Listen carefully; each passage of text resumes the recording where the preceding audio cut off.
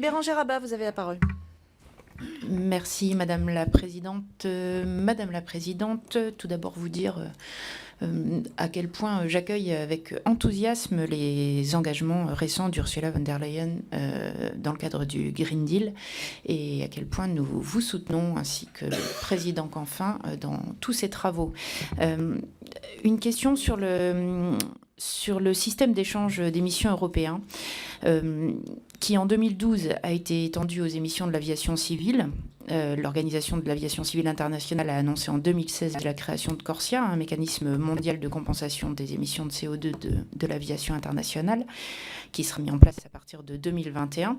Alors il est vertueux, même s'il s'agit que de compensation et non d'une limitation simple en vue d'une diminution des émissions telle que prévoit l'ETS. Seulement, en ce moment même, l'Assemblée générale de l'OACI s'apprête à adopter une clause d'exclusivité concernant CORSIA, qui deviendrait alors le seul système applicable à l'aviation internationale et remettrait en cause l'ETS. Je souhaiterais connaître votre avis et la position de la Commission sur ces... La troisième chose qui, moi, me paraissait très, très importante, c'est notamment sur le secteur maritime et sur le secteur de l'aviation. Nous allons aller très vite. Nous avons ce qu'on appelle l'ITS. L'ITS, c'est les échanges d'émissions au niveau international. La Commission européenne s'est engagée à prendre enfin la question de l'aviation et du maritime. Mais ça ne suffira pas.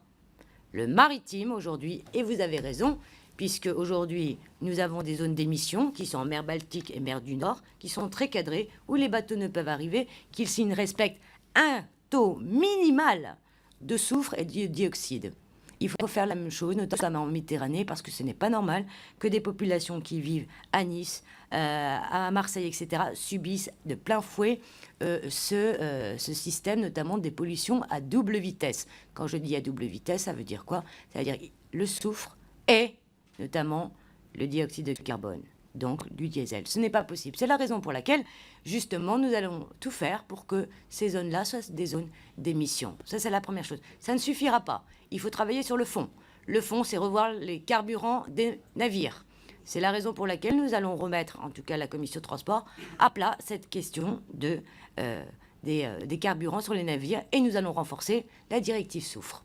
Et bien sûr, nous allons accompagner le secteur du maritime pour, pas seulement de la reconversion sur le GNL, il y a aussi des nouvelles innovations sur le solaire qui, aujourd'hui, commencent à monter, et également de faire de l'électrification à quai. Ça fait partie de nos projets. Ensuite, sur votre position, sur votre question, qui est une grande question, actuellement, nous avons à l'Assemblée générale de l'ONU une grande discussion, notamment sur les fameuses émissions au niveau international. L'ICAO, qu'on appelle l'OACI en français, c'est l'agence internationale qui gère les émissions et qui gère l'aviation. Elle dit « je veux avoir l'exclusivité sur les émissions » et les niveaux sont très faibles. Moi, je dis très simplement que l'Europe doit absolument avoir des niveaux beaucoup plus importants et j'attends que la France ait cette position-là. Et je vous le dis, je l'ai dit au ministre, et qu'il ne faut pas suivre la feuille de l'OACI. L'Europe est un continent aujourd'hui qui doit absolument, d'une seule voix, montrer la voie.